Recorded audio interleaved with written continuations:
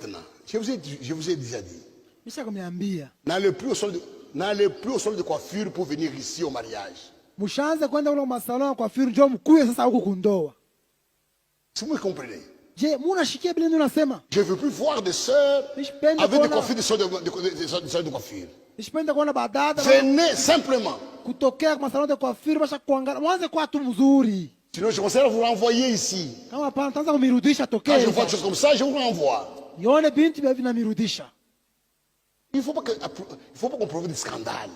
Haipashe, mwanzo tusukuma tufanye bintu ma. On doit éviter des choses pareilles. Tuepuke bintu bia mfano sawa. On nous apprend. L'église séduite par le monde. Wanatufundisha hapa kanisa yenyewe kutongozwa na dunia. Le monde entre dans l'église comme ça. Dunia inaingiaka mkanisa hivi. Ça va. Zuri. Il n'y a personne. Hakuna mtu. Frère Jean Kabei, Zwinde. Ndugu Jean Kabei Zwinde. Est-ce que tu veux prendre la sœur Munungu Yembe Béatrice comme ta femme? Je unataka kumbeba dada Beatrice sawa mke wako? Oui, je le vais. Je vais la prendre. Nataka Je kumbeba. la dévoile. Muondoe ushungi. Je la dévoile. Ontosha voile yake. Enlevez le voile, frère. Tosha voile yake. Ça va. Asante, mzuri. Ah, ce n'est pas correct. Ce n'est pas correct.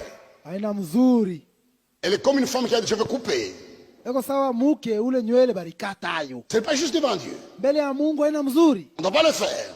Hatupashi kufanya vile. Sœur, pourquoi tu as fait cela? Dada, njoo nilifanya vile.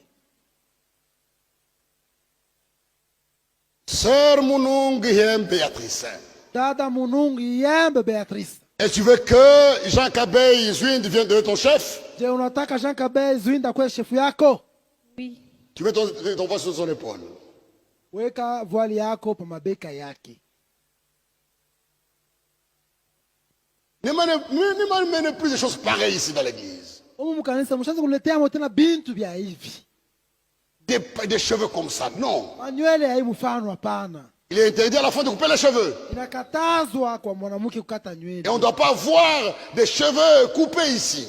Ou des perruques qui présentent des cheveux coupés. Au maperiki unaonesha sa Mungu. Laissez vos cheveux naturels comme Dieu l'a créé. Mwache manywele yenu vile Mungu aliumba. Ève n'était pas partie. Ève n'était pas la soeur de coiffure avant le mariage. Eve akwendaka ku salon de coiffure mbele ya ndoa. Vous évitez des choses pareilles. Mwepuke bintu bya hivi.